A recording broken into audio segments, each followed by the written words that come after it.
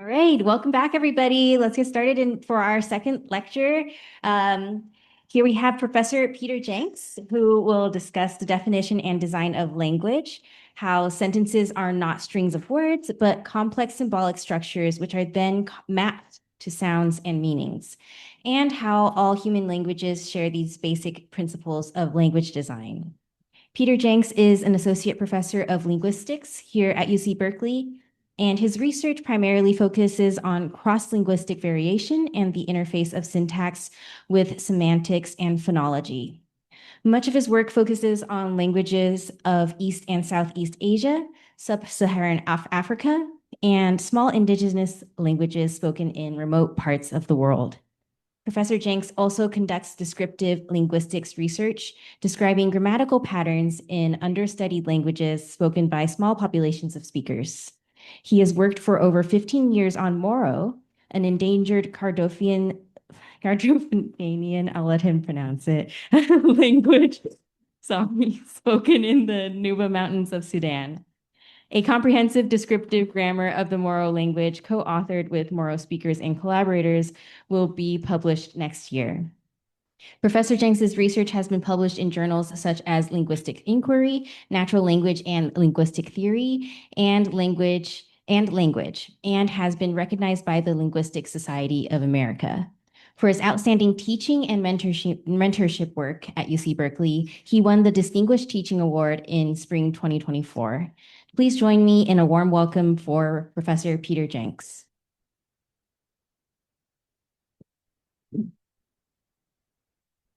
Well, thank you all for attending this talk, and thank you for the invitation. It's a huge honor to be a lecturer in this series, and I hope I will do justice to the field.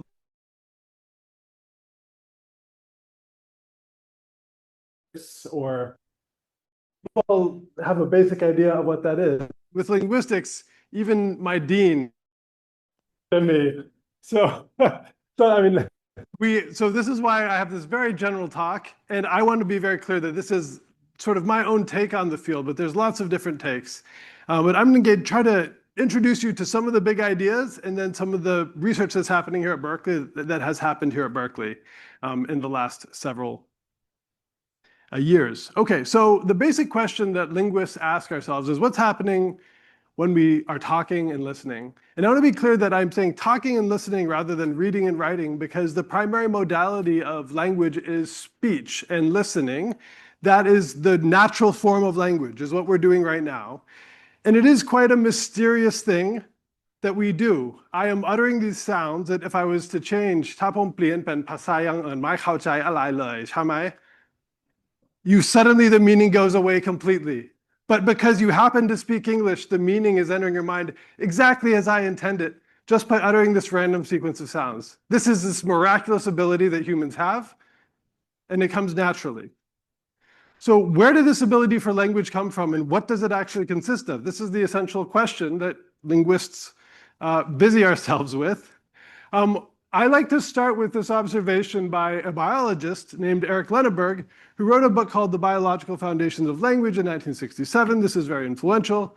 And he just made these simple observations about language, arguing that it's essentially a biological trait of human beings. So he noticed that every genetically normal human being learns language, that they do it automatically. So children don't have to, no matter, even though they worry a lot about this, and they obsess about, when their kid is saying such and such word, all of you here today and everyone you know learned language as children, regardless of your parents' best or worst efforts, right? So this happens automatically. And of course, you go one jump over on our family tree, and non-human primates, other apes, don't have language at all, right? It's an open question whether other hominids had language, but we know that no other living species do today. Well, maybe whales, right? Okay, so there are two basic properties I want to highlight about language. Like once we start looking inside, what do we find? Well, the first thing is that while I said that language is speech and hearing, that's actually not true. Language exists sort of independent, is modality independent. It's a basic human ability. And the second thing is that language is complex. And let's see what we mean by that. So first of all, when we talk about language, we include as linguists the sign languages, like American Sign Language. And this is really important to see because Any sign language, British Sign Language, American Sign Language, is as structurally complete and has all the levels of complexity, all the syntactic structure that I'm going to talk about for spoken languages today. So while I don't happen to work on spoken languages, sign languages are natural languages. They have all the complexity of spoken languages. And the signs themselves, as you can see for these signs for colors, where there's no possible symbol that could be attached to this particular sign, the signs themselves are just as arbitrary as the word orange is, signifying that meaning in English. Right? So sign languages are fully independent linguistic systems. The second piece is that linguistic structure is complex. So if you were to take an introduction to linguistics class, you would basically follow something like this field of study, where you'd learn about speech sounds, you'd learn about the sound systems, or sort of the grammar of sounds, then you'd learn about how words are put together, then how sentences are put together, and then how these map to meaning. So while I said, what is language today, I'm mostly just going to talk about this one level here, which is one piece of the larger structure of what language is. So as a syntactician, I'm a syntactician, I am interested in this question, what a sentence is. So when we think about a sentence, most of you think about something that starts with a capital letter and ends with some sort of punctuation mark, right? And that it's a linear string, right? So many syntacticians are interested in exploring the idea that this is actually not what a sentence is at all. Instead, a sentence is something much more like this, right? So a sentence is a complex structure. It has a bunch of different dependencies and abstract features that connect the words and parts of words together in the sentence. And every single sentence involves some complex algorithm or derivation to get you to this simple string of sounds that we are actually pronouncing when we pronounce a sentence, right? And you might be thinking, why should I believe you? That looks crazy. There's no way that every time I say a sentence, that's what I'm doing. But let me just show you a very simple manipulation that you will have no explanation for if you do not assume a theory like the one I'm showing you. So this sentence is a very normal sentence. The principal wasn't happy that we said anything at all. There's nothing really remarkable about that sentence. You immediately understand its meaning, right? I'm going to take this word and put it here in the sentence, and let's see what happens. The principal that wasn't happy said anything at all. This sentence is very strange. You cannot yield a meaning for the sentence, even though you might try. And you can try to figure out what actually is going on in these two sentences, but unless you've taken a syntax class or like love drawing sentence diagrams in school, it might be hard for you to figure out what's actually going on. The structures of the two sentences are completely different, right? So even though this only one word is moving around, the actual explanation is something like this negative nt right here has to have a structural relation to allow you to say a word like anything, a particular structural relation, which it does have in the first sentence, and it doesn't have in the sentence because it's embedded inside of the subject, right?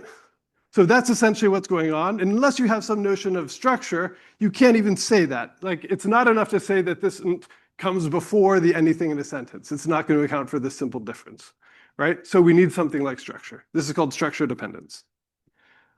So you've all heard of Noam Chomsky. You think of him probably mostly as a political radical, but he's famous for his work in linguistics because he showed in this 1958 book basically what I just showed you, that languages have structure, right? And he showed that it's possible to formulate a relatively simple theory, a formal theory of what that structure might be. And he conjectured that if you could develop a single theory, that it could account for any sentence in any human language, he called this universal grammar, then we would have a sense of like what it meant to be able to be a human who could use language, right? Like, what is that human ability that we have to use language?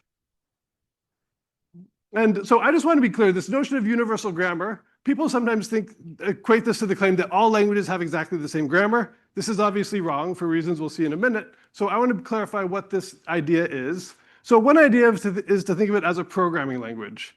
So we know that there are different video games, right? But behind those video games is a code that they're written in, right? So what is the code that you have to know to write a video game? So Super Mario Brothers is one game, Mario Kart is another, but both of them were written in C, is the language that they were written in, right? So hold that. So individual languages are like Super Mario Brothers or Mario Kart Wii, I guess is what that is. So what creates those languages, though, are the programs, the specific program that was written for them. What we mean when we're talking about universal grammar is C, the language that they were written in. Does that make sense? One more example. So we know that there are different organisms, like a dog, and that dog has a particular genome that we can identify, that biologists can identify as a dog genome, right? There's also trees, and trees have different genomes, similar in many ways, but you can identify them as tree genomes, right? The idea is that individual languages are dogs or trees, and sort of what creates those species is their unique genome. So universal grammar is like the DNA itself, the language that you write the species in or the organism in, and essentially the way that those are sequenced in different languages ends up giving you the different species, i.e. the languages themselves. Right? So this is sort of the more abstract level of structure that we're going for. So we have to ask these basic questions. Do all languages have structure? How similar actually are these structures? And is it possible to, is this a crazy idea that we could have a single theory for linguistic structure, right? Now, some people hate this idea. Some people think this is a crazy enterprise, and Chomsky's ideas have been declared dead, done, hopeless many times over the years. So this is just a sampling of books and articles, which if you look like, is universal grammar real online, this is actually probably what you'll find.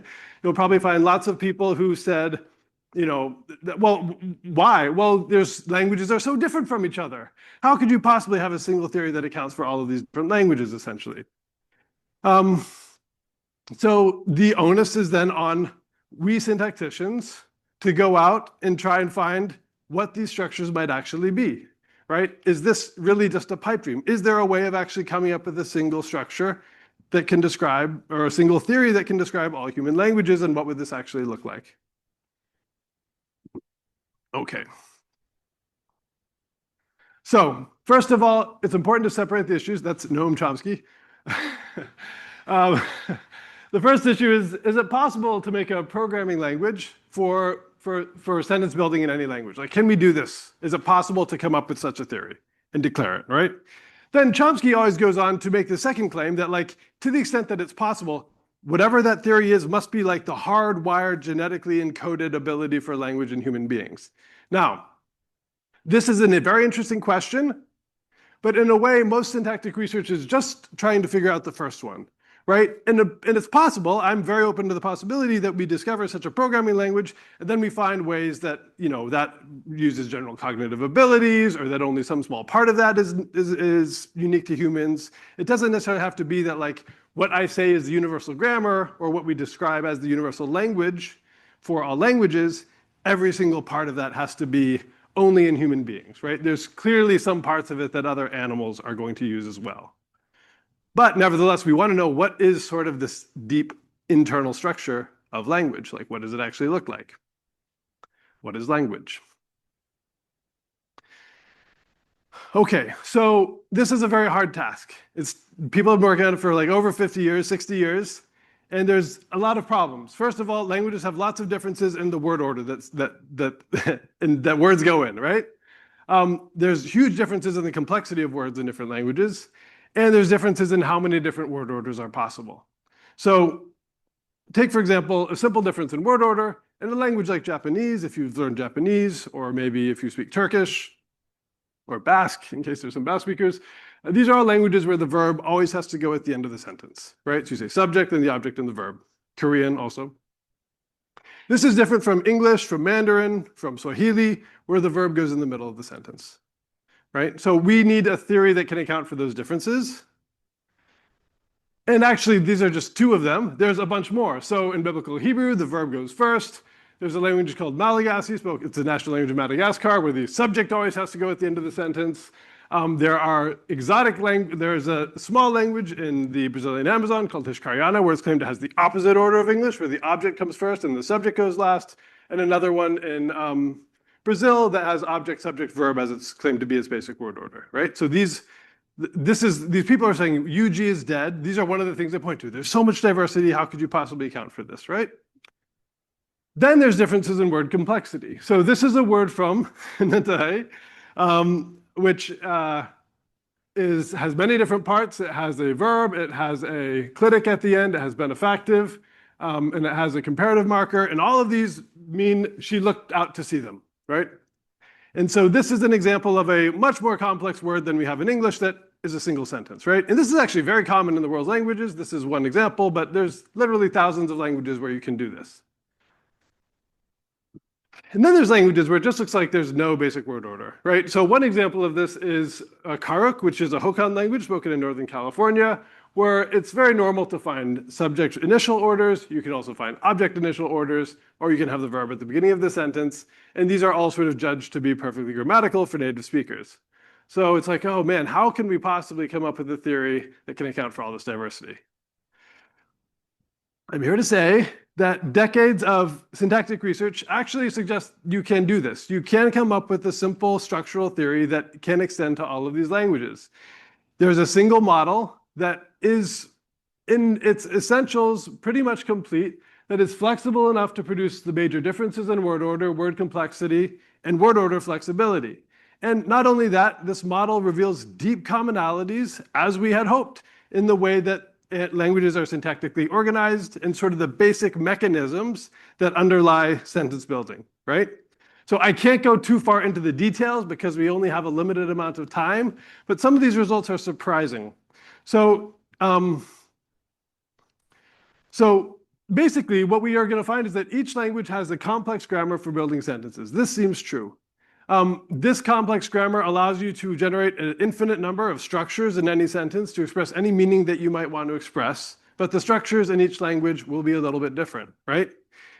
Each language then has its own specific system of rules, like a specific computer program or genome that is sort of built up from these basic pieces. And these rules can be articulated with a single code. Like we can talk about these languages using the same essential language, which we'll see some examples of in just a second. Okay.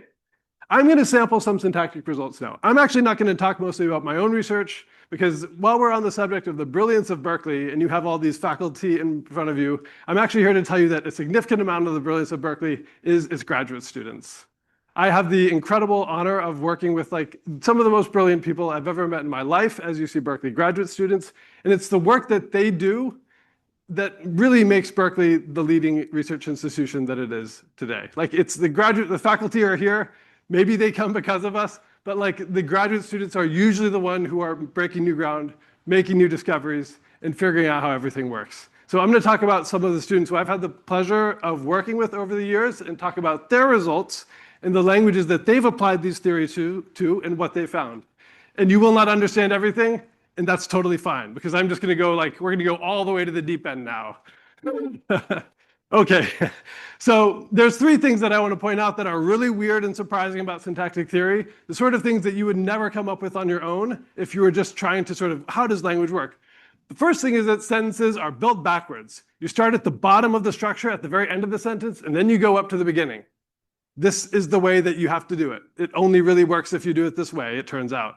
The second thing is that words are built words, like we have these complex words in some languages, and then you have many different words in other languages. Well, the way to solve that problem is you just use the same structures to build the words that you use to build the sentences, right? So all you have to do is put the structure down into the word level, and then suddenly you can have your single theory accounting for both the complex words and the complex sentences. And then the last thing, which is very spooky, and I still don't even know what it means, this thing is like dark matter, right? Is that words and phrases can disappear from one part of the sentence and show up in another part of the sentence and be pronounced from the other part of the sentence. This seems to be necessary to account for human language, and it's the key to understanding all those differences in word order that we were talking about before, right? Yeah, yeah, exactly. Dark matter, right? I guess so. There's a black hole. We're going around it. It's full of matter and it's infinitesimally small. That's what they tell me.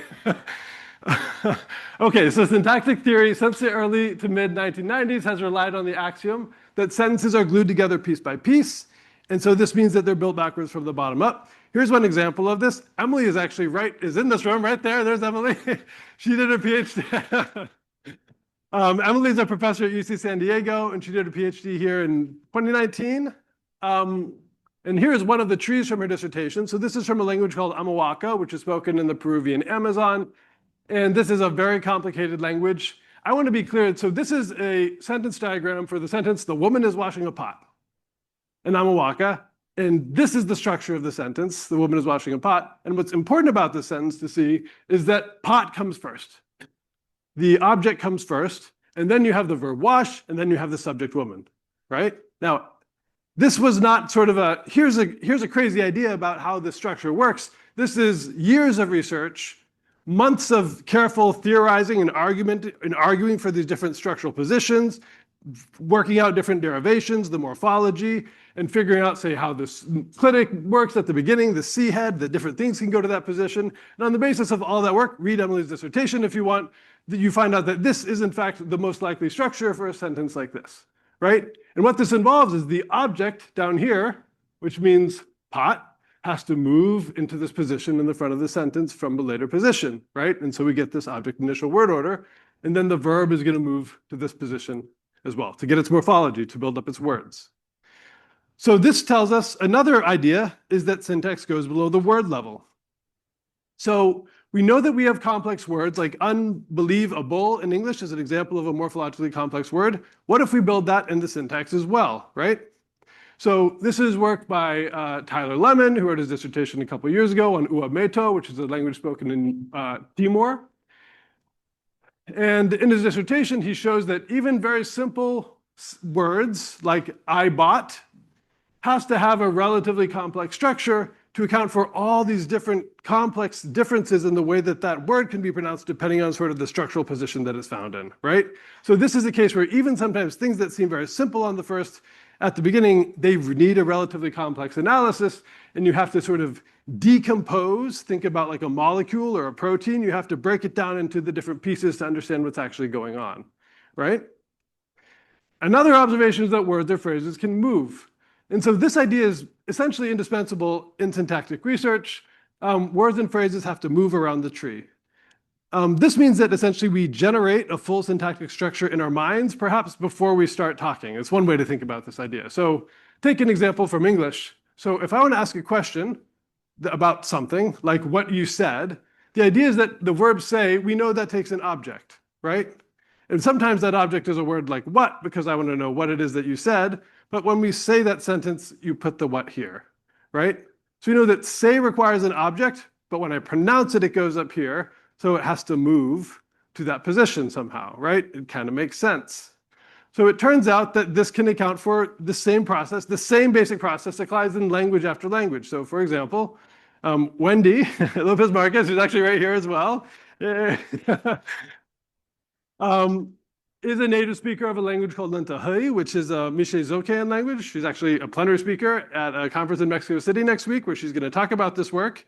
And her dissertation is about relative clauses in Lentahui, and she shows that you need essentially the same basic process and structure to account for an Lentahui relative clause. This is a very complicated example. I'll steal Malia's money that she put into the tortilla basket. And there's lots of things about this sentence that sort of force you to analyze it in this particular way, right? So like this is a complex syntactic argument that she develops that you need something like movement to account for relative clauses in this language, right? And one cool thing is that once you have movement, guess what? You can solve a lot of those other problems as well, right? So all these different differences in word order. So this is Wesley dos Santos, who finished his dissertation also a couple years ago. He worked on a language called Kauahiva, which is spoken in the Brazilian Amazon, highly endangered, just a few thousand speakers. And in his dissertation, he shows that there's a verb initial order, see them, see, I them, is how it goes. And indeed, to generate that verb initial order, you have to move the verb all the way to the beginning of the sentence. And there's lots of reasons to think that you should be doing that. Among other things, you're agreeing with the subject, which is way down here when the verb's at the front. So the argumentation is more complex than that. But essentially, this is one of the ways that you can account for a language with a very different word order from English. Another example is from mom, which has a VSO word order. Sorry, this is work by, I should skip over Tessa Scott, who actually ran this program last year. She works here at Berkeley now, and she works on mom, which is a Mayan language spoken in Guatemala. And then mom, you get the object moving up to this high position at the end of the sentence, and that gives you an object final, a verb subject object order, where the object goes from here right after the verb to a position up here. And there's, again, many arguments, find pieces of data like what we saw for English earlier that make this the right analysis of Mayan languages.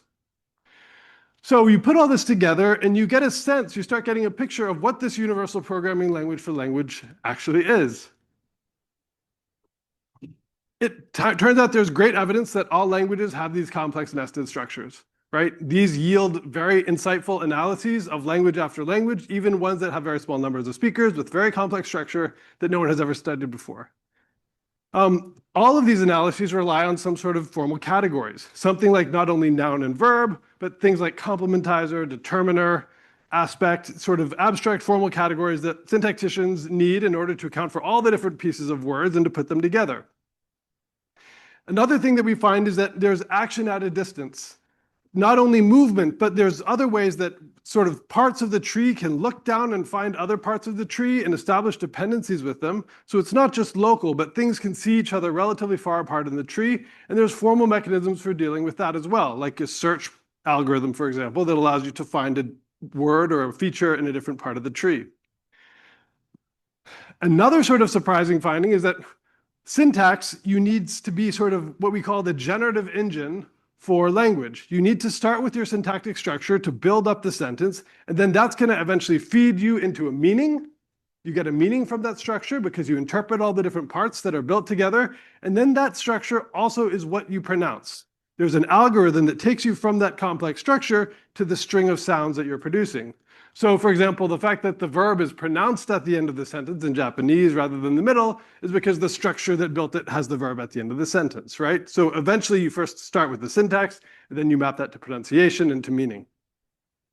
And then another thing we find is that, and I didn't really have time to talk about this in these examples, but actually it turns out the general architecture for how you build these structures from language to language is very, very similar, like surprisingly similar. Like you take with your verb, you combine it with its arguments, then you position that verb in space and time, and then you can do things like command or ask a question with it. Almost every language works this exact same way, and in fact, that could reveal something really fundamental about how humans think. Okay, so what does all this tell us? Well, we've sort of fleshed out this idea that language is this naturally occurring cognitive tool which enables humans to discuss complex objects and the events in the world. But we know that there's this incredible linguistic diversity, and we know that languages change over time. So this suggests that languages, like biological species, they're part of the natural world. They're constantly evolving and changing. Like, all of the Indo-European languages used to be a language called Proto-Indo-European, spoken maybe in Ukraine or Turkey. People debate that, probably Ukraine. Um, they're constantly evolving and changing, and they naturally include variation within a population of language users. So this last point, people don't all speak language exactly the same way, just like not every single species. Every single organism in a particular species is exactly the same. I have dark hair, some of you have lighter hair, right? And just similarly, every single user of language will have slight differences that eventually lead to languages becoming different languages, right? One thing this means is that there's actually no bad language, right? So linguists, you learn this when you take a linguistics class right away. Slang, all this stuff, improper, like linguists do not care about how you talk. In fact, if you say something wrong, we're kind of interested in it and might write it down. So like, non-standard varieties of English, like Appalachian English or African American English, these are naturally occurring varieties. They're just as natural as standardized like Cleveland English, which just happened to be the language that people decided everyone should speak, right? Or the King's English as opposed to Cockney English, right? These are both naturally occurring varieties that anyone speaks, and it's just a matter of power and prestige which ones get put on top of the heap, right? So, in fact, these different varieties are just as much a part of our cultural heritage as, cornbread and hash browns or whatever are. Like, this is a really important part of our human inheritance that we have this linguistic diversity. And this is true for every single language as well. And linguists study this as well. I don't do this, but my colleague Nicole Holliday studies acoustic properties of English varieties spoken, for example, by Black and Latinx youth in California. She also investigates the social uses and effects of speech technology. So it turns out that if you are a speaker, say, of Appalachian English, Alexa's not nearly as good at understanding what you're saying as it is if you speak a standard variety like me. And there's a problem in there as well, right? And she has an amazing TikTok, which I encourage you to check out. But it also tells us that, all of this diversity, this incredible diversity of language that we have in the world is part of our shared heritage as human beings. Like this is this unbelievable cognitive tool that we've developed and that has diversified over time. And one of the things that we want to do is not only understand the unity behind it, but really see what these languages, when you put them all together, can help us understand about language. And also what the structure, it becomes a very valuable enterprise to understand what the structure of each of these languages are and how far diversity goes, and make sure that we actually can account for the full range of diversity. One tragedy is that languages are disappearing very quickly. So that you might have heard about this, but by some estimates, 90% of the world's 7,000 languages, that's a huge number of languages, the vast majority, you've never heard of them, are spoken by just 10% of the world's population. By some estimates, 40% of the world's languages are at risk of losing all their speakers in the next 80 or 90 years. And in fact, 230 languages are known to have lost all native speakers since 1950, and this rate is accelerating. So this is kind of depressing. There is good news. So we are here at UC Berkeley. This is Ohlone land, right? And the language that used to be spoken here before Western colonization was called Chochenyo. This is the actual native tongue of Berkeley. This is Vincent Medina, who's a language activist. He taught himself, even though there were no living speakers of Ohlone at the time, he taught himself Ohlone in the 2000s and is now a fluent speaker of Ohlone and teaches Ohlone classes. And it was reclassified from extinct to living in 2009. And in fact, Vincent read a Chochenyo mass in prayer at the canonization of Junipero Serra in 2015, which is very cool. There's also linguists like Wendy who work with minority languages and are doing extensive documentation and revitalization work. So Wendy, for example, is training other members of the Nantahala community to document Nantahala text and stories so that there is a record of the language and different speakers that can be used for language development and also to study the language in the future. Okay. 2 minutes, I did it. So my closing thoughts. I think language is probably the most important trait that separates humans from our animals' cousins. But maybe for many of you, until you came to this talk today, you had no idea what it was that we were actually doing when we were talking, right? So hopefully this will encourage you to think a little bit more about the complexity of language. If you are interested, there are 2 classes I would like to recommend. Linguistics 55AC, the American languages, is sort of a gentler introduction that includes a lot of the linguistic the issues of sort of language loss, language varieties, sign languages in the US, gives you your AC credit as well. And also Linguistics 100 is taught this summer. Actually, I teach it this summer, and then it's also taught every semester. And this is where you really go in depth, all those different topics that we were talking about. You learn about phonology and semantics, sociolinguistics, not just about syntax. So in summary, language is an incredibly valuable part of our human heritage, and we should celebrate it in all its diverse forms. That's it.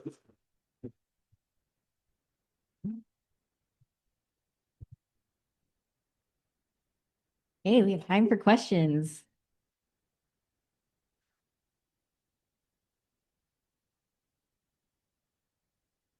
Go ahead. Yep. Oh, we have to wait for Oh, the sorry. mic. Did you take the questions? Oh, yeah, we have. Okay. No, Okay. you Oh, can sorry. use the askers. We just got to here. Okay, you start reading. Just have to give them the mic. Oh. Hi, thanks so much. Besides wondering if you're very good at word games and how many languages you speak, in general, I'm curious if AI has been a useful tool for your research, or if you're limited to what you guys already know. This is a great question. Am I good at word games? Yes, but only it's somewhat because I'm a linguist, I would say. It definitely helps, but I just like word games. How many languages I speak? Only 3 or 4 reasonably well, actually. Most linguists aren't crazy polyglots because you are really focusing on just a small number of languages in depth. And then your last question, AI. So if you're studying a language like Nantahala, AI is not much help to you because there's no huge amount of data that has been put into the large language models that you could possibly use to study this language. In fact, most of the Nantahala text collections that have been collected were collected by Wendy, right? So, and they're her property. So she's not going to hand them over to ChatGPT. And even then, it's a tiny infinitesimal fraction of the amount of data you need to get that language model speaking Nantahe, right? So this actually shows one of the limitations of large language models in that they rely on such an enormous amount of data, actually far more, like orders of magnitude more than a child needs to start speaking Nantahe, that they sort of reveal that there's something suspicious going on in terms of how they're learning language compared to how we're learning language, for what it's worth. So I use AI to proofread my papers. So yeah, it's useful.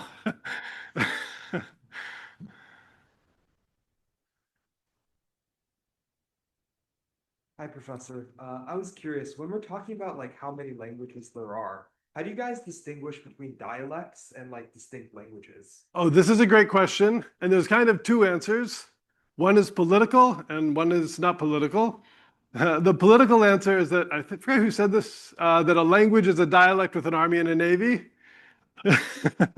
So, you know, Bosnian, Serbian, Croatian, these are really very closely related languages, but we call them often different languages, even though they're really probably mutually comprehensible. That's the second piece. So mutual intelligibility is basically the main criteria of whether it's two languages are the same or not.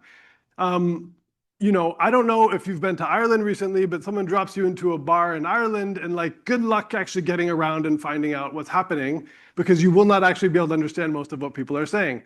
Nevertheless, we say that people in Ireland speak English, right? So, hi, Oliver. So Oliver is code switching all the time, kindly for us to, you know, an Americanized version of his native, or one of his native tongues, maybe. Yeah. So yeah, there are, you know, this is not a slam on Irish English. I mean, there's enormous diversity for each language, and it's just natural that language diversifies over time. And it's really just a fuzzy line between when it becomes a different language, depending on how much you can actually understand. So like, is Irish English a different language from, you know, California English? It's getting there, you know, but it's hard to define precisely. Yeah.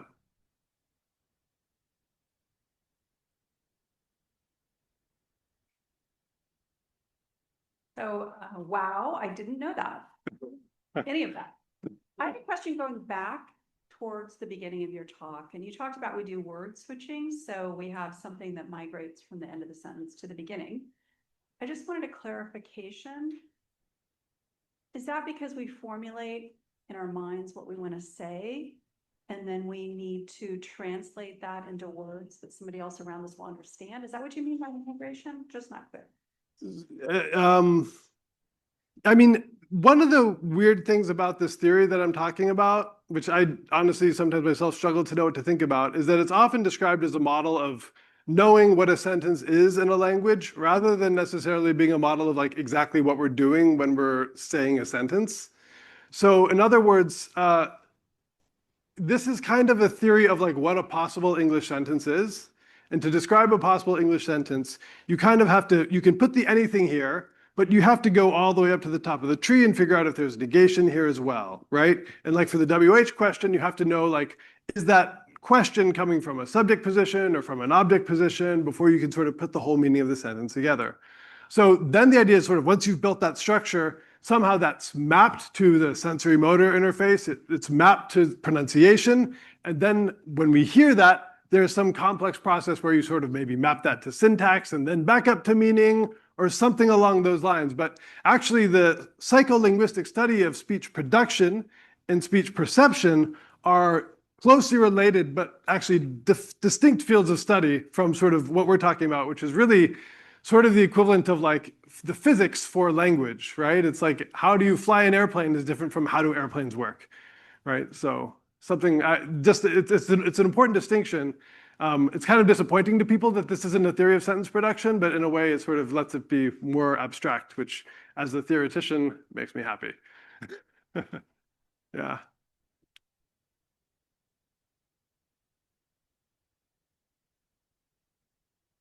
Great lecture.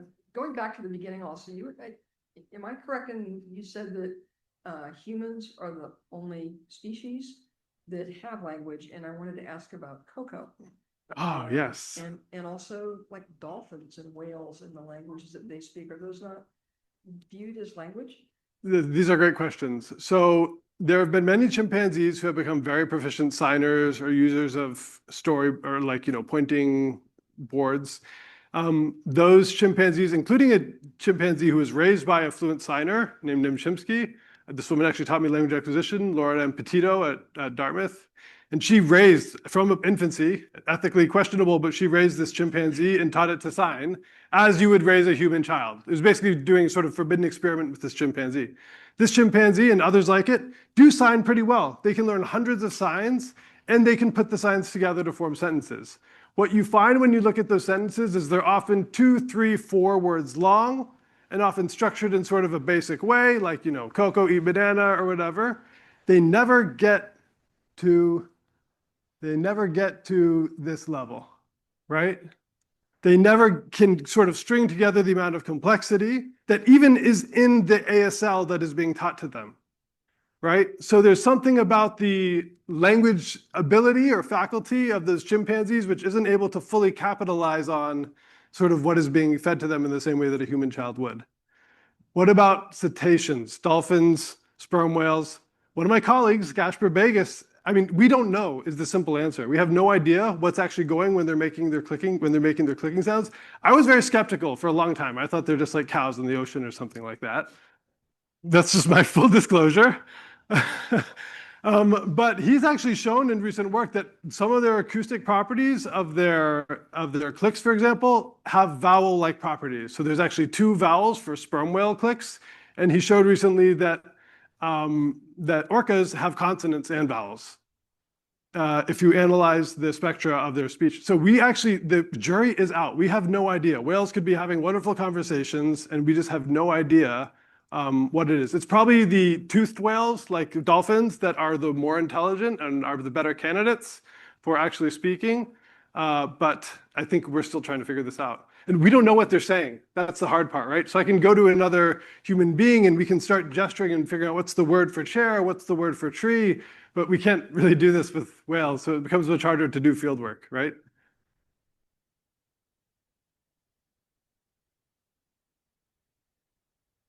Else? Right. Oh, yes, right here.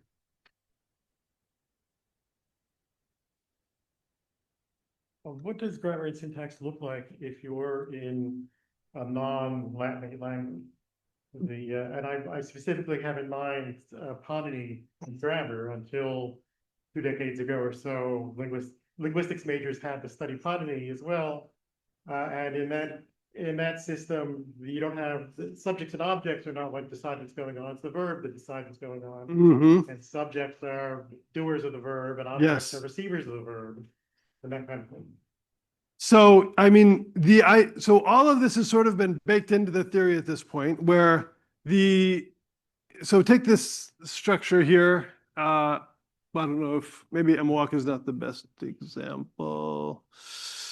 Maybe mom. There are languages just as complex as Pawnee that linguists have come up with very detailed analysis of. The idea that the verb is the thing sort of calling the shots probably comes from the fact that there is a lot of agreement. So both the subject and the object are marked on the verb, but that doesn't mean that the subject and object, when they're there, don't have some structure internally and aren't in some sort of structural relationship, perhaps with the verb itself. The fact that an agent or patient is the main, so certainly the idea of a subject, like an English style subject, that can't be universal. Because it turns out what I mean when I talk about an English subject is just something like, in an English sentence, the noun phrase that happens to be in this position right here. But a position just like this probably doesn't exist in Shawnee. It certainly doesn't exist in Nantahay. It doesn't exist in Namawaka. There's different types of positions, and the arguments occupy them under different circumstances. Because again, they're different programs that they're running, right? So in a way, the idea is that if the theory is abstract enough, you could write the program for Shawnee, or for Pawnee, sorry, and you could show that at some level, you can describe what a possible Pawnee sentence is with the same sort of structure. Yes. Does that make sense? Yeah.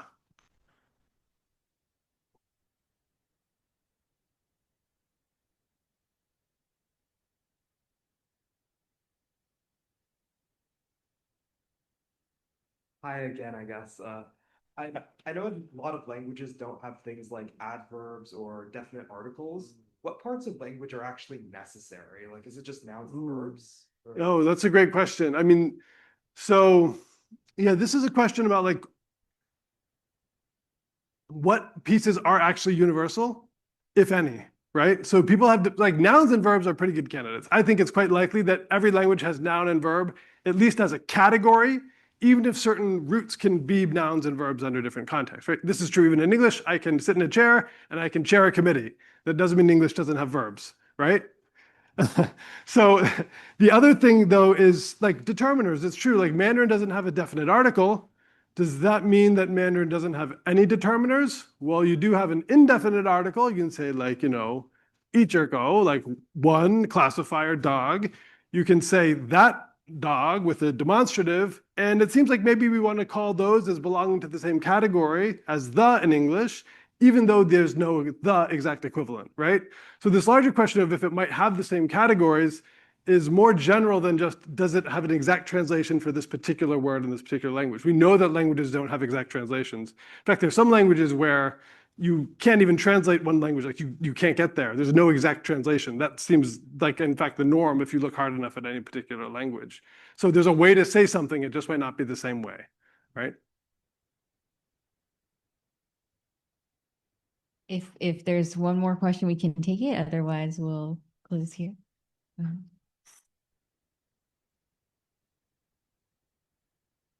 Okay, these are the only questions I've asked all semester, so here we go. The 90% of languages that are spoken by only 10%, I think you said, of the world population, are those all written and oral, or does that include oral language also? Well, I mean, they all can be written. So this is like, I think, like whether a language is written or not is just sort of a question of like whether the community has a use for or has a culture of using writing on a regular basis. Some of these languages, but I mean, certainly it's not the case that 90% that all of them have writing systems that have been established for them. Some, there's no writing system. Some linguists have not studied at all, right? So it is the case that there are unwritten languages, but it doesn't mean that they can't be written or that they couldn't be written or that they're any different in their complexity from a language that, like English, is written but very poorly and only like we spoke English 400 years ago. So like we write nothing like what we actually say in English. English has maybe the worst writing system of any language in the world. It's horrible. I feel pity your children. It's really bad. Yes. Great. Yeah, I think that concludes it. Let's all give one last round of applause to Professor Peter Jenks.